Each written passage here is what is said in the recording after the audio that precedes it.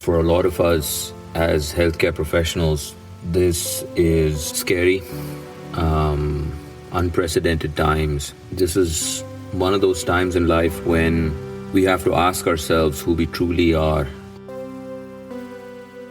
I was planning a trip with my family. It was spring break to go to Florida, like many of us. And even till a day or so before I was about to leave, I was like, I'm going to travel. This is being blown out of proportion. But boy, was I wrong. And I was having a conversation with Eddie, and we decided that, we need to talk about this. I'm going to tell you that, Eddie, you will agree, we decided to stop meeting and recording for some time. This podcast episode was recorded independently, and this is the first time that we are trying it out. Both Eddie and me are healthcare professionals, and I have been to work, and I'm practicing as much distancing as I can, but in my profession it's difficult to do so, and so I want to make sure that Eddie's family is protected, and Eddie's doing the same thing.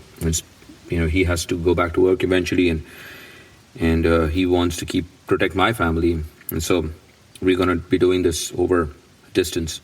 But around me, I have noticed that that has not necessarily been the trend. There's enough evidence of that on the news, and even in communities where people have been up and about and not necessarily practicing social distancing. I can tell you for myself, how do I choose virtue or practice virtue in the setting of a pandemic?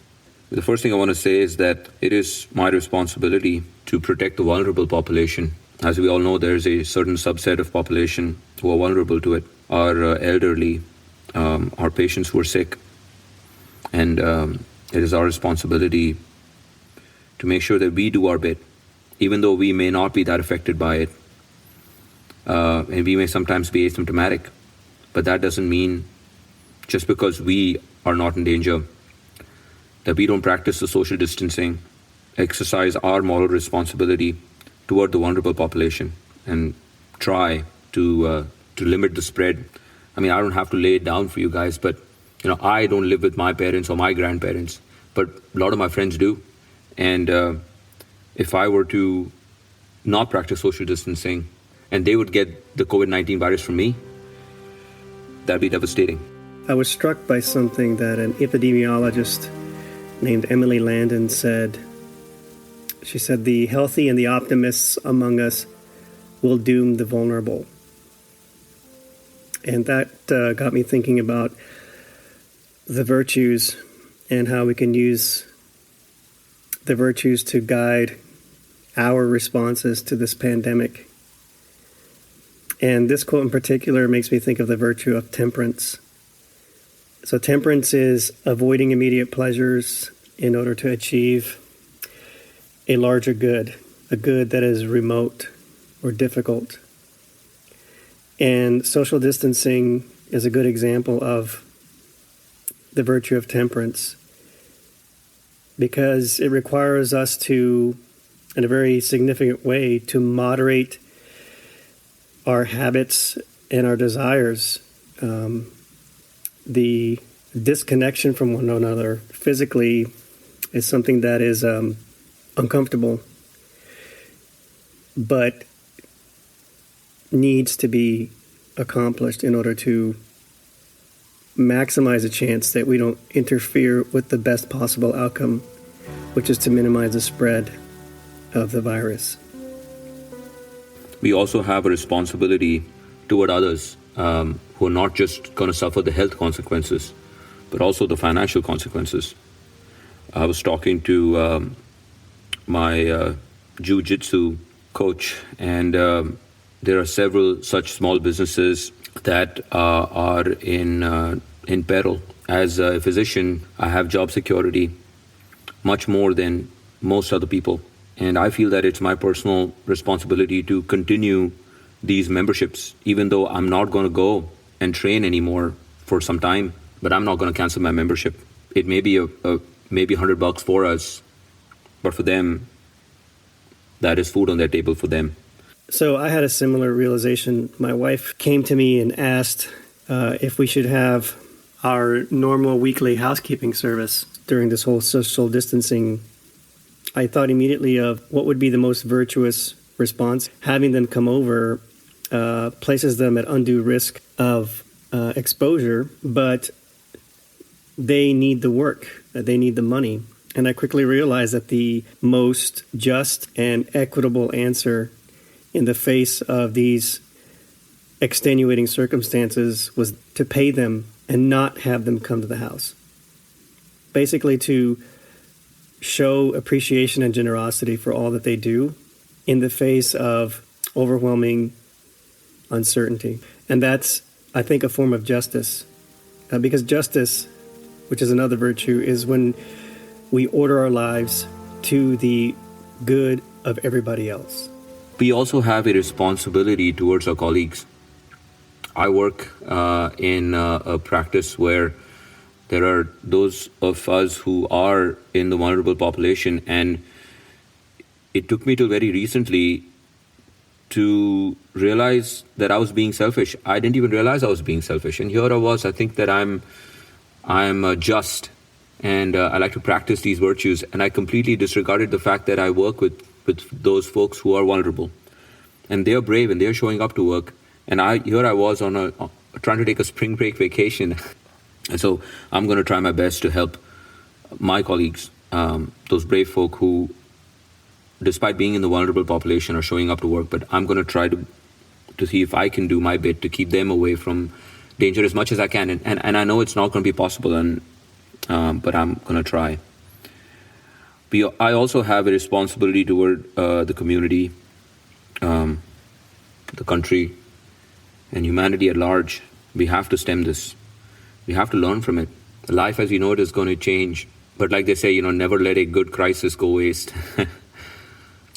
As a physician, we need to be able to keep our skills that are important in the time of infections like this.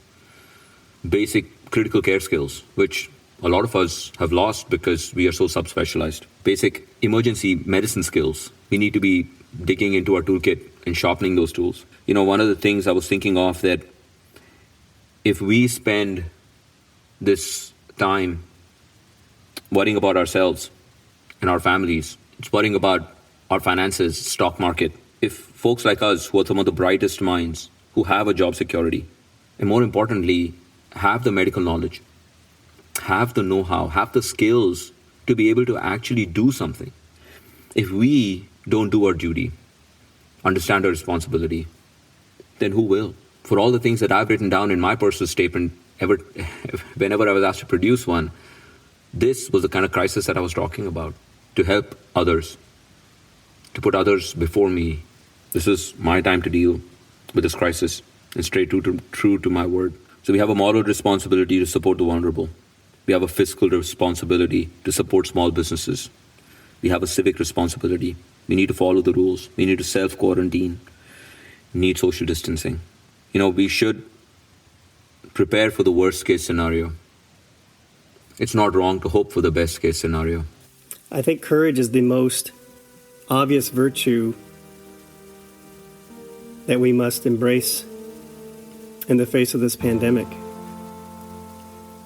Courage is taking risk and suffering hardship for the sake of a greater good.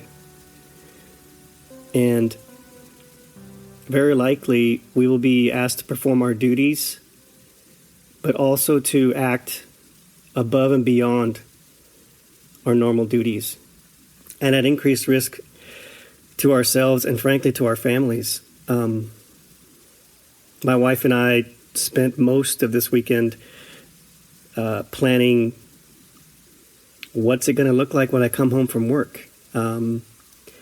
What do I have to do to minimize the risk of exposure to my family? And these are issues of courage. But back to your point about staying up on our very basic life-saving skills, I agree. And as a subspecialist, it's not lost on me that I need to make myself available to cover the general skill set of the specialty that I'm in, which for me would mean potentially covering labor and delivery. And if it reaches an even higher level of crisis, I may be asked to perform life-saving duties. And that's going to require courage. This is a time for courage. And courage versus rash decisions means we have to use wisdom. Courage is action in the presence of wisdom, guided by wisdom. Both Harry and me want to take our time to really thank those who are at the front lines of this. I know personally infectious disease doctors who at my institution are doing their best to understand this particular problem, to deal with it. And also the critical care doctors who are going to be at the front lines, who are already in the front lines. They are the first line. But as we all know, they are the ones who are putting themselves at risk. Some of us form the second line. We need to be ready. Elbow bump till we can high five. Thank you for all you do.